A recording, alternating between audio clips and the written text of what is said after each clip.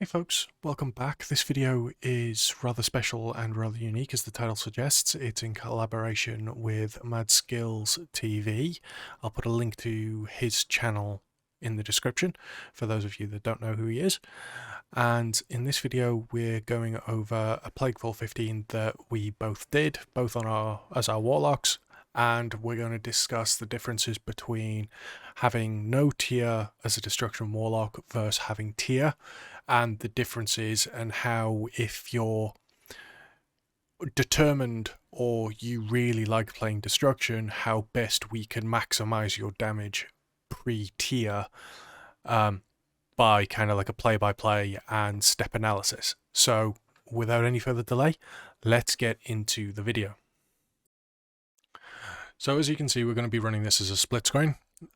The damage count or the recount isn't going to be up, so I'm not actually going to show the damage values. You can see a portion of the overall damage done on Mad's screen. I couldn't quite clip that out without it looking too jarring, but thankfully you can only see part of names and spec rather than the actual damage values, so it can kind of stay. So this first pack, very early on, you can see that Mad is already making use of Havoc, Soul Rot, Rain of Fire, and going into what he can. He does have Infernal out as well, and he's kind of pumping as best as he can. Now, very, very early on, the use of Havoc is great because it allows you to generate more shards. Remember, Havoc in AoE settings is a shard generation tool, because when you have Inferno, or at current state of things, Rain of Fire sustained at 2+ targets is better, and you should be doing that rather than Chaos Bolting. Obviously Chaos Bolt if you have priority targets to get down, like relics for instance, which unfortunately doesn't go down as much as either myself or Mads would like during this key, because we do have a Fire Mage with us that kind of decides to just pop everything, and he likes his combustion, which is fair enough, but it does mean that we end up with a lot of woes where we shouldn't. It's only when there's a concerted single target effort by either myself or Mad we end up with our relics. So, with that kind of covered, let's actually get into the differences then as we go through this key. So, we're kind of going to realize that in terms of casts, I get a lot more out in terms of shard spenders, and that kind of feeds into things. I will say that Mads is basically playing as though he has Foresight in terms of his talent setup. He's running the Inferno and Soul Conduit with Reign of Chaos. And when we get to the end and we discuss the spell breakdown, we're going to discuss how best we can optimize playing around Reign of Chaos. Because I appreciate that Reign of Chaos is kind of the thing you guys want to be playing with. You don't want to be playing Roaring Blaze. And although you could play Sack, you lose a bit of pet utility in places, and it's probably not worth. So one interesting point of note here is this was done without any comms. Matt and I were whispering each other in places, and I was listening to his stream, but obviously due to the delay, I wasn't hearing when he was kicking. It was I was basically hearing as he was kicking. Which meant that there are going to be points where we overlap, and you will see on my section the kick being roughly the same time and things like that. So the tank at the very, very start of this dungeon said that we were going to do the old, slow, boring pull, like we weren't skipping the first set of trash mobs, and as a result, this particular pack is a good example between Mad's use of Infernal and mine. Mad does a very, very good job of using Infernal on cooldown. We're both running Wilfred's and Unity. His Wilfred's is on a ring, mine's on my wrists, and we both have Unity on Helm. And because Mad is using his Infernal here, he's not punished for it. Me, on the other hand, I could have fit in extra Infernal casts throughout the course of this dungeon, because I actually end up holding mine, thinking that we're going to deal with the 2 Plague Belchers and then go straight into the boss, because we don't have a Necrolord.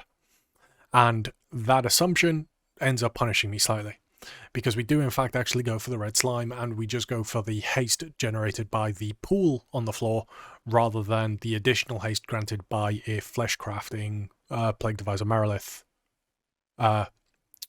bonus, essentially. Actually no, Plague Deviser Marilith is personal buffs. The haste buff is any Necrolord. My bad.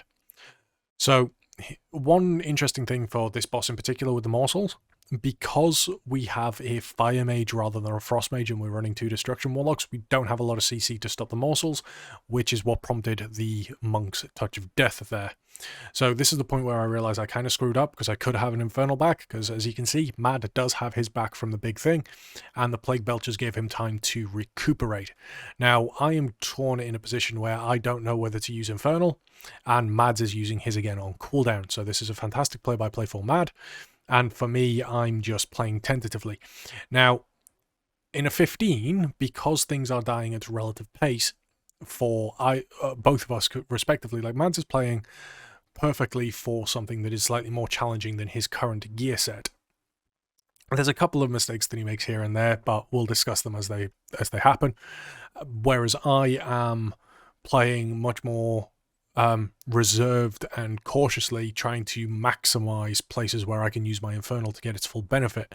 Because one of the things that you don't want to do is have your infernal spawn and end up in a position where you have 5, 10, 15 seconds of it left where it's doing nothing, because it's actually towards the end of your infernal window you're doing the most damage, and this is because of the way destruction's damage ramps. Now, on this particular pack, because we've also pulled the red slime, which is the slime that we're after, the pestilence slime that we're trying to pull up to the boss, I've banished it to prevent AoE, because you have myself, Mads, both destruction warlocks with a lot of AoE, and you also have a fire mage. You also have a monk tank that is going to be doing passive AoE through the things of like spinning crane kick, rushing jade wind, and also his bruise. So by banishing the slime, we can maintain its health to a fair degree. Now, I let the slime time out from its banish, so it will start casting in a moment, and you'll see the first lot of cast come through and hit myself and Mad. I am kind of disguised by a totem, but that was my signal to start moving. So I end up putting a gateway up because we want to position and we want to move quickly. Now, this is where Monk's Taunts come in really handy, and also having Curse of Tongues, because we have 3 24-second interrupts, 2 Fell Hunters and a Mage.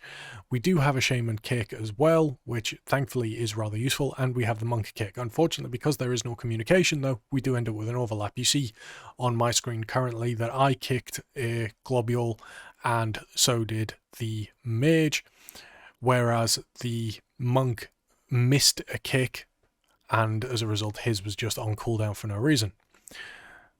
You can see that the Shaman kicked there, which was good, and he's now in position. Now, Mads does a good job here of putting his demonic circle in pretty much on top of the red slime. Mine is slightly far behind because I pre-positioned it before we went down to collect the slime.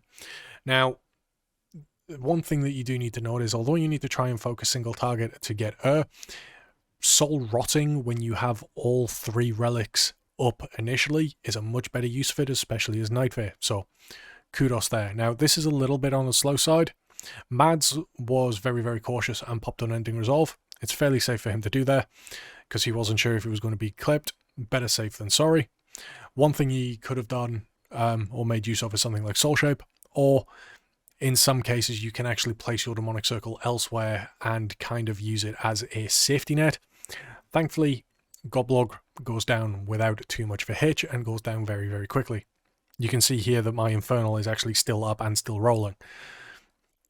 Or rather, one of my Blasphemy Infernals are. And that's kind of the situation we want to avoid on our 3-minute cooldown. With the tier set bonus, though, and Reign of Chaos, it's a little bit more forgiving and we don't necessarily mind, because the tier Reign of Chaos procs, although nice and do provide a good amount of damage, if they die, it's not too much, or if there's any wasted time, it's not too much of a problem in comparison to a 3-minute cooldown window. So you can see here that we've accidentally pulled a Shroom Tender. I'm honestly kind of just ignoring it. I do immolate it in the end, and we then just go back to things once it's collected up. Now, on the topic of immolate, we do have to make a mention for weak auras. Now, Mad's particular weak aura for telling him about immolate windows is better than mine, and he refreshes his at a lower duration, whereas I do, in some cases throughout the course of this dungeon, and in general, refresh mine pre-pandemic window. When I do this, I'm usually doing it to ensure that I can get the DPS out I need to in terms of Chaos Bolt, Rain of Fires, Incinerate, or whatever, without necessarily worrying about Immolate and having to refresh it. So it's not always ideal, but it kind of paves its own way, and we'll discuss at the end why either system can work. Because you got to remember, the rotation for destruction is a priority-based system, rather than you have to do X, Y, and Z in this order. So for both of us, there is a little bit of prioritational awareness that needs improving on, and my personally will definitely improve, because I do have an announcement to make as well at the end of the video, so please do stay tuned at the very end for that. This particular pack, not really a lot to say. This is kind of the running theme through a lot of this dungeon. I pre-banked shards going into this pack with my Infernal, which resulted in me being able to get a lot more damage out, and you can see that my Infernal's actually timed out and gone on cooldown just as the pack is starting to die and scatter, which is a good timing for it.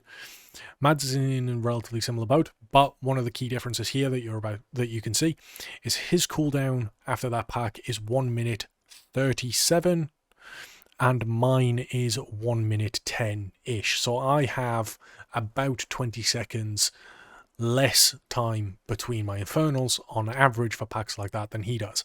And this is down to the set, because this is shard generation, which then leads into more Rain of Fires, which in turn leads to a greater use of Wilfrids.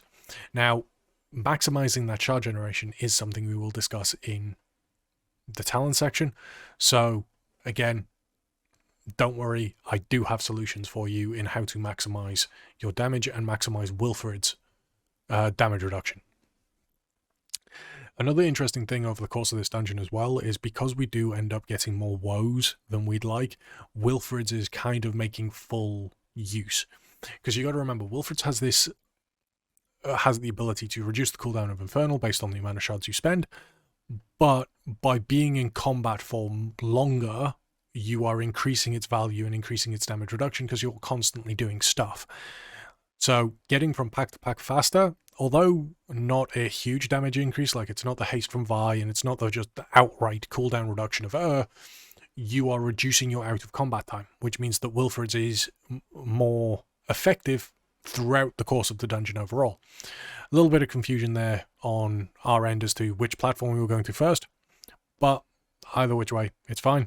We do get a couple of Havocs out, and we go through the standard DPS. Me being a baddie, got hit by things I shouldn't have done, because I got hit by a frontal cleave, and it's only because I'm geared I survived. Because this was done last week. So it was a fortified week, I believe, off the top of my head, which means these things were slapping. Because I wasn't really paying attention to the affixes, it will be honest. I just saw that man needed a hand and was happy to go gear share with him. So, this particular pack, not really a lot to say, it's generally easy. You will see these floating little orbs around of white on my side of the screen, and those are int buffs from a crafted ring that I do have on, but I don't go and chase them, because realistically they don't actually provide that much of a benefit. I could if I was making full use of my conflagurates and stuff, but in situations like that it's generally better to just tunnel. I need to try and get a speed version of that ring, really, because having a little bit more speed would be beneficial, because you can see that I'm at about 103% movement speed, which is, it's okay. Ideally, I'd like that to be a little bit higher, just so I can get out of stuff faster, to be honest. A little bit faster running speed never hurt anybody. So you can see that Infernals are just random. Now, Mads did a really good thing for that pack, and he actually used his cooldowns there. Again, Mads is using his Infernal pretty much on cooldown where he can, and he's not really punished for it, because he's going to have about 20 seconds left before it comes back when we pull Iccus. And this is because this pack takes a while. So you can see there that we're splitting up the slime from the red slime from the purple slime and the plague binder. Now, the purple slime obviously reduces the damage everything else takes, a bit like the captains in Spies of Ascension. So what you want to do is you want to target that down. But because we do have a very heavy AoE roster, we want to try and minimize the amount of damage that the pestilence slime takes. And you can see there that Banish has been removed. The pestilence slime is now casting onto the plague binder. So we've now got 2 mobs stacked, because you never want to be fighting 1 mob on its own. Now, this, focusing on my half of the screen for a second, we don't have a kick. Viral Globs is about to go off, so I Mortal Coil it out of the Sanguine pool. This allows the tank and everybody else to reposition into the corner that we need to be, and through kicks and the use of Curse of Tongues, remember we do have that utility, we can then get the slime into its position. Now, Curse of Tongues indirectly is really good for a group like us. Again, we have we have long cast time cooldowns. Interrupt cooldowns, sorry. Curse of Tongues increases its cast time, which buys us a little bit more time to get those kicks in or maneuver a boss. Now, I'm stood in the red pool anyway because I wanted to precast with the extra haste. Because although your dots dynamically adjust, standing in the extra haste and having it for when you cast Immolate means that it immediately has that haste on its first tick. Which is nicer, but it does mean that I am making the healer's life a little bit harder than it needs to be. Another situation of where we end up with woe, because the mage just decided to pop burst, and as you can see by the amount of infernal brands I have out active, I already have a fair number of infernals out. Now, this particular moment is quite interesting because this is the point where Mads ends up cancelling my banish with his own because we are both trying to CC. Now, we end up in a situation where, again, kind of lack of communication, we end up removing it, and if you want to go watch this quote-unquote live as it was, it is on Mad's Twitch channel. Again, I'll put the link in the description below so you guys can go have a nosy and stuff. But he then comments that he didn't know that banish from him removes my banish. So if you are running double warlock comps, you do need to discuss who's banishing what and maybe mark it going forward. Now, banishing the slime is a good tactic because it immunes it to damage, but also means that you can tank Icarus away from the slime and get full damage out on it, while at the same time dealing with the explosive add, which is ideal when you have 2 Havoc Warlocks, or 2 Destruction Warlocks utilizing Havoc, which I wasn't really doing, not as well as I should have been. But you can see that Icarus now has 250k health, 7 seconds on banish, it's about to expire, but Icarus will die before the slime now becomes a problem, so we just crack on. And Sad is making full use of as much shard generation as he can, casting a lot of Incinerates, Chaos Bolts, and Conflagrates. Now, one thing that Mad did say during his stream was talking about the fact that Backdraft needs to be used with Chaos Bolt. That's an ideal situation, but you don't need to beat yourself up over it. We're going to discuss Backdraft when we get to the town section as well, and kind of how to better utilize it when you don't have gear. Along with, we might actually mention a pet degeneracy thing as well, just to really min-max people's damage at the cost of a little bit utility. Because on the topic of utility, here Mad dispelled the buff from the green slime, so it didn't spawn the extra pool, but he only dispelled twice over the course of the dungeon through his pet, and he only interrupted 6 times as well. So that's 8 instances of pet utility, which over a dungeon like this isn't huge, but we'll get to that in a second. This particular pack actually takes precedence, and here we both pop our infernals. The difference is Mad pops his when the pack has half health remaining, whereas I popped mine pretty much at the start of the pack while everything was still at full health. The result of this means that my infernals will actually despawn just after everything dies. So you can see that my main infernal has 3 seconds left to go, everything dies, we're about to mount up, and now it's despawned. So I have my Reign of Chaos left. Mad, on the other hand, still has his infernal up for a few more seconds. And it's only now when it despawns. And that means that for 5-6 seconds there, his infernal wasn't doing anything. And that could have been dealt with had he cast it sooner. Because you need to be a lot faster in getting your infernal out if you're going to use it. Like, you can get your infernal out, hit a Rain of Fire, and then get your immolates out if you're going in for a large pack. Because remember, your strength of your infernal is not only the immolation aura damage it does, but the fact that immolation aura is generating shards. it will generate your shard fragments. So while you're casting your immolates and getting things out, you can be generating back up to 3 soul shards for another rain of fire, at which point it's going to generate even faster because you're using the likes of Inferno or using, or you then have the further shard generation from your immolate ticks. The other option as well is knowing that me and the mage were probably going to use cooldowns. You can use the cooldowns here, because in Plaguefall specifically, these packs just before Demeanor Venomblade are really good for destruction. They're AoE, and with Wilfred's we can get cooldown back really quickly. You can see already that we have our Infernals back. I have mine back. Mad has sub 15 seconds at this point to now have his, and we've just had as well. So this is one of those situations where theoretically I should have probably used my Inferno again. However, we don't, or I don't specifically, and Mad uses his. Now, this is one of those comparison things where it's actually probably where my passive and reserved play is actually detrimental to the key slightly, and we could have done this faster had I been more aggressive. Because you can see that Ur's about to go down, and Mad's at 2 minutes 20 seconds cooldown on his Infernal. He's still getting all his Chaos Bolts out, Rain of Fires, Incinerates, making really good use. Could probably use a Havoc here, which would be a good spot, just to get these last couple of mobs down, which he does.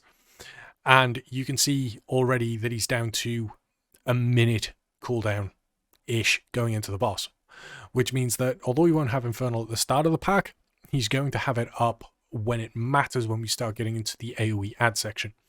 I, on the other hand, have been relying very much on my Blasphemy Infernals, proccing my Reign of Chaos, and kind of playing around my tier set, which potentially is the better play when doing lower keys when you have 4 set, but at the same time, that's entirely up to debate. Now, the start of this fight, again, we end up with Woe because of the burst. Should have focused either myself or Mads. We probably should have just forgone trying to get all our burst out and just put a Chaos Bolt or a couple of conflags into to try and get it down, because the mage had kind of made a point at this that if he hit combust, we had no control over what was dying. But we get most of the situation out. Now, Mads is really unfortunate here in that he gets stunned a couple of times, but one thing that you can do, and this is a tactic, especially if you're running like double or triple ranged or you have a ranged healer, is just find somewhere in the center of the room and turret. Stay there with your ranged or your ranged healer. You don't need to move around and follow the boss like we do in this particular situation, because you can see Mad chases. Now, that movement was unnecessary. He could have stood on top of me, and we could have continued to turret and not cared where the boss was. And then when it comes to being stunned, you move out, or the person without the stun moves out. You then get stunned and they move back in on top of you, and that's just kind of a safer place to be. You can see that the person there kind of moved out slowly, and then you kind of see us move back in on top. Now, Mad and I is slightly separated. You can see us on the screen here. And that gap means that there's very little movement required when the stun comes in, because you're already halfway out of the circle. And minimizing that movement there is going to help increase your damage, especially if you don't have tier and you're relying on every cast you can. Now, slight little nuance bit, because there was no communication through this, Mad's use of movement there, Gateway and Soul Shape, was good, but it's about to bite him in the ass. And the reason for that is because the tank intends to skip the Ica pack and do that pack last, which makes sense given it's a Sanguine week and we kind of want to pull everything away from the boss anyway. But in doing so, you can see that I can make use of my Gateway and tunnel across, whereas Mads has to use Dark Pact and walk through the Ica, taking some damage, because he wasn't sure how much damage he was going to take, so he popped a defensive to be on the safe side, which is the better play. Now, one thing here as well, and kind of reiterating the defensive play point, I should have used an Infernal, because Mads is about to use an Infernal on this pack, on the Ica pack, and still have it pretty much ready for boss. And the reason for that is because Bileflesh is an annoying dude to beat, and gives you more than enough time to generate a considerable amount of Wilfrids. usage, especially when you have up, so you can reduce the cooldown drastically on Infernal. I, on the other hand, am just making full use of tier set to do damage. So, not really a lot to say at this point. We're just going to let the video kind of like time through to the next section, and then we will kind of discuss the damage breakdowns. But while this is going on, it's probably worth talking about how Havoc is used and the uptime of it in relation to the dungeon. So, having no tier versus having tier, your Havoc usage itself is going to change drastically, because generally speaking, Havoc in an AoE setting is used for your AoE shard generation. So you're wanting to get things out. I have done a previous guide on how to utilize Havoc. It was aimed primarily at a Kyrian usage, but you can still take a lot of the lessons there for any Covenant. And the difference in it, in my usage, where I have a ton of shards and I'm not really worried so much about the generation of them, versus Mad, who is actively trying to push as much generation as possible, resulted in a difference of 3 minutes and 40 seconds in terms of total uptime usage of Havoc. I had 5 minutes and 5 seconds of Havoc uptime, which equated to 14% of the total time in combat over the course of the dungeon, whereas Mad had 8 minutes and 45 seconds, or 24%. And this is going to kind of feed back into something else, because you see Mad uses Chaos Bolt a lot during Havoc windows, which is good, and in situations, as you've just seen on screen, the good way to do it. But for this particular boss, where he's using the Havoc varies. So you can see that I end up using Havoc during periods where I am dealing with the spawns. So you can see that what I'm actually doing is I'm Havocing Stradama and then targeting and swapping to the slimes that spawn and dealing with them appropriately, just to get them down to make the healer's life easier and kind of make it so we don't end up with 2 or 3 of these things up. Mad, on the other hand, is using his Havoc during the intermission windows. Now, this is good because it kind of keeps him in combat and keeps things rolling. But at the same time, because he's using this Havoc and going into Chaos Bolt, as you can see there, we end up in a situation where I'm generating shards. So I'm casting Immolate, Incinerate, Conflagurate, and I'm just kind of like generating my shards. So when Stradama comes up, I have nearly 5 shards and Mad is at 2.6. He then quickly gets to 3 shards, but you can see that I now have 5 shards, which is essentially 3 Chaos Bolts, because you Chaos Bolt, Conflag, Chaos Bolt.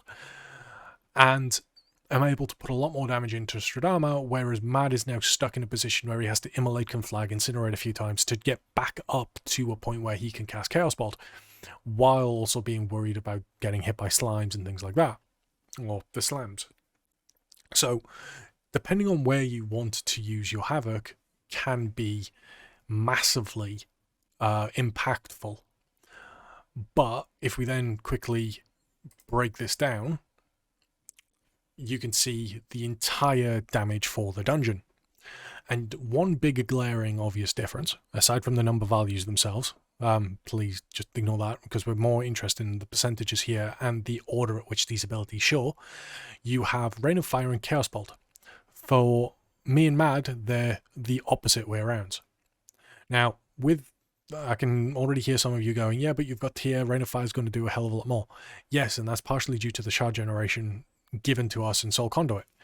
What you see is the fact that Chaos Bolt proportionately, for both of us, does about 17 to 18%. 17.1 for myself and 17.7% of our total damage. Now, Mad is using a lot of Havoc Chaos Bolt windows.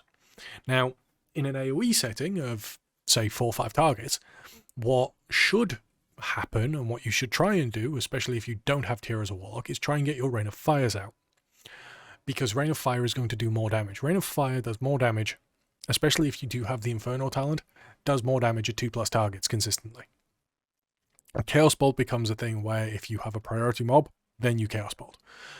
Now, if you, when we discuss the talents in a moment, you might not have Inferno, but you still want to get Rain of Fires out because it is AoE damage. You're trying to get everything down at the same time. Chaos Bolt, you need to think of Chaos Bolt as your pure single target option, or cleave in rare cases when, you know, you're only at 2 targets and they're moving type situation. Now, Rain of Fire casts, and this is kind of where the damage deviation starts coming into this, and how to maximize your damage over the course of a key, is Mad casted Rain of Fire 78 times, whereas I casted 180 times. Now, that 180 times, although some of that is tier, yes, can't deny that, we're going to look at how to maximize it, so we could try and get Mad from 78 casts to maybe 100 casts over the course of a dungeon, or maybe even 110. So we will look in the talent section in a moment. The other thing as well to note is Summon Infernal. Now, his Immolation aura from his main Infernal did 15.6% of his total damage. Mine only did 10.7%, and this goes down to the aggressiveness and how eager he was to be constantly using his cooldowns, which is something to take away from it, and something that is really, really good. Now, taking that information, and the same with his Soul Rot, I held on to my Soul Rot a lot, and you can kind of see that my Immolation Blasphemy aura from my tier set bonus did roughly the same damage as his 3-minute cooldown. So this kind of shows how reliant I was on my tier set during the packs where I was being timid.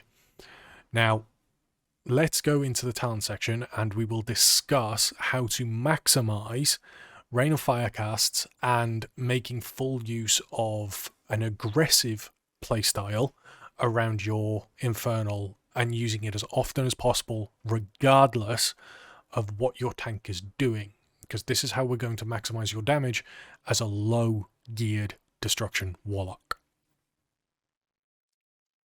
So on to the talents then, and courtesy of Wowhead, so people aren't distracted by pretty mounts flying past. So the general build, as you guys are all aware, is Eradication, Reverse Entropy, Dark Pact, Inferno, Mortal Coil, Reign of Chaos, and Soul Conduit. Shouldn't come as any surprise. Pretty much everyone runs this. It's the bread and butter spec. Now, going through that dungeon and the casts and things like that, we need to talk about two things. We're going to make the assumption, first and foremost, that if you want to be playing Destruction as or without tier, it's because you don't enjoy playing Affliction or Demonology, or you can't be bothered to learn them, or you're just not interested. So as a result, we're going to focus around the strengths, and we're going to utilize playing Wilfrids over Cinders of the Azure. Because realistically, if you're going to be playing without tier, a recommendation that a lot of people are going to give you is a Channel Demon Fire Roaring Blaze type build, which isn't the most entertaining. It's fairly boring, but it does, because you're playing Roaring Blaze and Flashover, you kind of need to play Cinders of the Azure. And if you're coming to Warlock and you're playing it for new, you don't necessarily have the gold or the Soul Cinders or want to invest in crafting a legendary that's only going to be temporarily useful. So we're going to make the assumption that you're going to be playing with Wilfrids and Unity. You're going to be doing the double legendary combo. So Reign of Chaos is always going to be locked in for this. So we're going to talk about the other talents and why you can move them and where to move them to if you want to maximize your damage based on where you're going with this. So starting with the 15 talent row. Now, the go-to is generally Eradication. Now, this is because you are generating a lot more shards and being able to get more Chaos Bolts out. But to increase your damage across the entire dungeon without tier, what we're actually going to do is we're going to focus on increasing your AoE damage, specifically making full use of things like your Rain of Fire usage and stuff like that. Because Rain of Fire is going to be a really, really big part of this, because you want to maximize your cooldown reduction on your base Infernal through Wilfrids, which means that in 3+ settings, we're likely going to be wanting to get your Rain of Fires out rather than your Chaos Bolts. Chaos Bolt is going to be treated as your priority single target. So we're going to move away from Eradication and go into Flashover. Now, I can already hear you say, but why? Like, Eradication's just better. And it's only better if you can get a lot of Chaos Bolts out because you're doing other stuff anyway. And it's only better in pure single target settings. The reality is, when you have gear at your stage, or like at Mad's stage, for instance, where a single target, yes, you can get a fair number of Chaos Bolts out, but you're not getting enough out to maintain a higher uptime of eradication. Flashover is going to be better consistently, because not only is Conflagrate going to deal 25% increased damage and is going to benefit from things like your Havoc windows, it's also going to give you another stage of Backdraft. Now, having an additional charge of Backdraft, which reduces the cast time of either your Chaos Bolt or your Incinerates, is going to help both in a single target environment where you can get multiple Chaos Bolts out, or in an AoE setting when you're looking at getting your Incinerates and increasing your shard generation.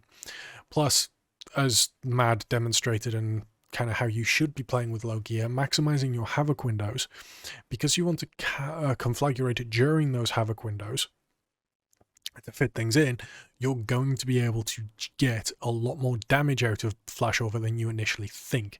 Because remember, Mad had 8 and a bit minutes of Havoc up over the course of a dungeon. Now, that could be a little bit higher, but it's a good way to think about it. 8 minutes or so where your conflagurates are actually not just doing 25% increased damage, but they're doing 150% increased damage due to flashover and then being replicated on a secondary target, minus the Havoc penalty. So you then keep reverse entropy. You could make a case for certain weeks for Shadowburn, but the variants in talents I discussed in my other destruction guides. Please do go have a look at them if you want a full breakdown of talents and where you might use Shadowburn. So reverse entropy stay the same. Dark Pact we're not going to discuss for the exact same reasons. Your next tier row of choice comes down to the 35 row. Now, you're going to be an Inferno because, you know, buff rain of fire damage, chance to generate shards. Yes, get in there. No, get the fuck out. You don't have tier set, which means you don't have the ability to spiral, because with the tier set, with the 2 set specifically, every 4th rain of fire cast is free on average, because every 10th shard gives you a free spender, either Chaos Bolt or Rain of Fire. Now, in that situation where you can generate a lot of shards and stuff, Inferno does help, because your previous 3 Rain of Fires are helping you generate for the 4th. Now, this is where you get to decide whether you want consistent AoE damage or if you want snap burst AoE damage that can kind of go into single target as well. Because you can either go for Fire and Brimstone or you can go for Cataclysm. We'll discuss Cataclysm first because that's kind of the single target choice. Cataclysm does an incredible amount of single target burst AoE damage and also applies Immolate to all targets within its radius. Now, this is huge, and what it will do is it'll allow you to snap Immolate onto everything within a pack, which allows you to then focus on getting your Conflagurates, your Immolates, and your Rain of Fires out, especially during Havoc windows.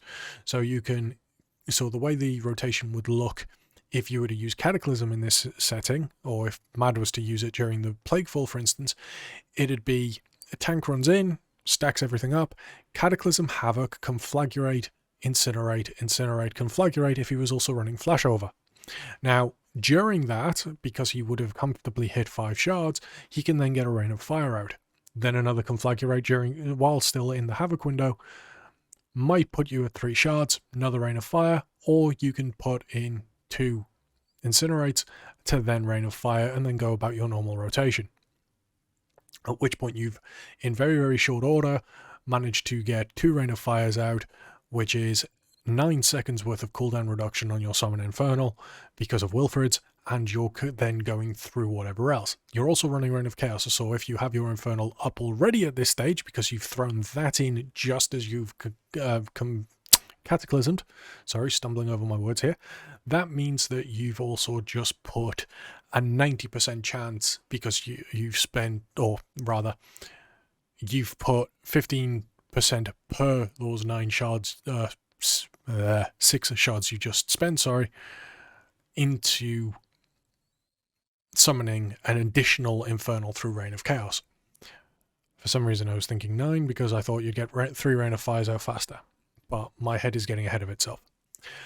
And the reason it's getting ahead of itself is because we can move from that snap into a more consistent pressure for AoE in Fire and Brimstone. Because Fire and Brimstone, because I appreciate half the tooltips hidden by my face cam, is Incinerate now hits all enemies near your target for 40% of the damage and generates 2 soul shards per additional enemy hit.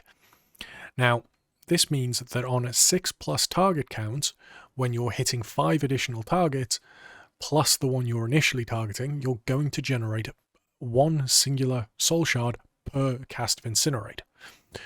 And then, depending on how it interacts with Havoc, because I personally haven't tested this, you could, if this replicates through Havoc in its entirety, then you could end up during Havoc windows of generating 2 soul shards per Incinerate cast. Something I will have to test, and I will comment below once I've tested it. But either which way, if we make the assumption that Havoc window doesn't work for Fire and Brimstone, then you are getting 1 shard per Incinerate cast. And this is where the flashover comes in really strong, and you have 2 charges of Backdraft.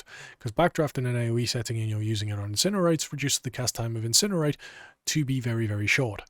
To the fact that you can get, in a Fire and Brimstone case, you can get 2 shards very quickly. Pair that with the shard generation that you get from your conflagurates anyway, and you could have 3 soul shards within the space of 4 seconds from nothing, which means that you can go into a pack, Rain of Fire, cast a couple of Immolates, Havoc, Conflag, Incinerate, Rain of Fire, Incinerate, Rain of Fire, Incinerate. Because remember, your Immolates are also generating your shard fragments as well. You can get into this situation where you're getting a lot more out a lot quicker, which means that you are starting to get into that territory of reducing it by 9 seconds, 12 seconds for your Infernal through Wilfred's and its reductions. Mortal Coil is going to stay the same. Reign of Chaos, as we've said, we're going to assume it stays the same. Interesting thing to note though, keeping Reign of Chaos, there is an option for pet degeneracy. And I appreciate that this is really degenerate, so don't come hunting for me in the comments. But if you don't need your pet utility, like for instance Mad, there was 8 instances over the course of that 15 Plaguefall where he used his Fill Hunter, 6 kicks and 2 dispels. If he chose to not bring that, because we had a Shaman, so it is an option for someone to not necessarily be kicking, because we did have a healer with an interrupt. Not the greatest, but something you can look to for coordinated groups, like if you're playing with friends. You can actually run a Voidwalker to increase your AoE damage slightly, because Voidwalker pets have an AoE damaging ability. What you do need to do though is make sure you turn Threatening Presence off, because you don't want it to have the extra threat. Without the extra threat though, it actually does some AoE damage and is alright. So remember, there are options when it comes to pets, just make sure you're picking the right pet for the right thing. So only pick Voidwalker if you don't need kicks or magic dispels. The option's there though, and it will increase your damage a little bit over the course of a dungeon. Final tier then. You have Soul Conduit, Channel Demon Fire, and Dark Soul Instability. You could play Cataclysm Channel Demon Fire, which would give you your 30-second snap, AoE, cleave, and burst. Does a significant amount of damage, but we're going to assume again that you're kind of playing this 2-minute Wilfred's wanting to maximize your infernal damage. So we're going to move away from Channel Demon Fire, which means that you could play something like this. Probably not the best recommendation to pair Cataclysm with Soul Conduit, purely because in your setting you're still going to need a way to generate a lot more shard fragments a lot faster, which is where I'd recommend using Fire and Brimstone. Because remember, with Flashover and Fire and Brimstone, you're going to be able to get a lot of shards over the course of a dungeon, especially with larger dungeons like Halls of Atonement or the back end of Mists of Tyr Scythe, where you were consistently pulling 5-6 mobs. So Incinerator's getting to the point where per cast it's giving you a soul shard. Then every 3 Incinerates is a Soul Conduit, chance to get a shard back, which could mean that you end up in a situation where you can get 2 Incinerates and a Conflag, Rain of Fire, you've just regenerated a shard, then it's another Conflag into an Incinerate, another Rain of Fire, and then you go about your business, and you've managed to rapidly shorten the distance or the time between 2 Rain of Fires. So that is an option. Another option, which would enable you to use Cataclysm if you so wished, or keep with Fire and Brimstone, is using Dark Soul Instability. And this plays around, you're using Wilfred's, so your cooldown of your Infernal is getting closer and closer to 2 minutes, you could pair this with the Soul-Letting Ruby, or Glacial, however you wanted to pair this, but you could put it in a position where your Infernals being about 2 minutes, especially with reductions, let's face it, is going to help this particular setup.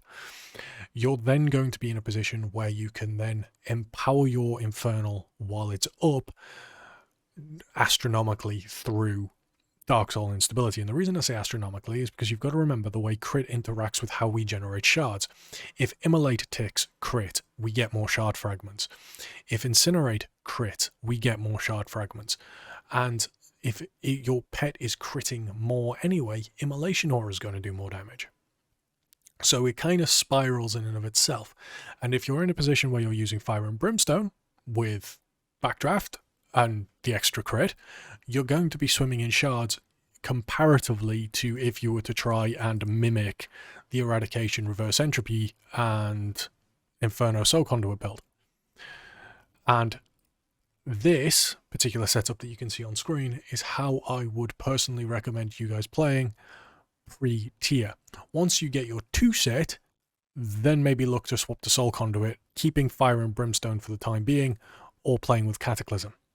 Because you're going to start getting a couple of free Rain of Fires over the course of a dungeon, and then eventually when you get your 4 set, then you swap to Inferno full time.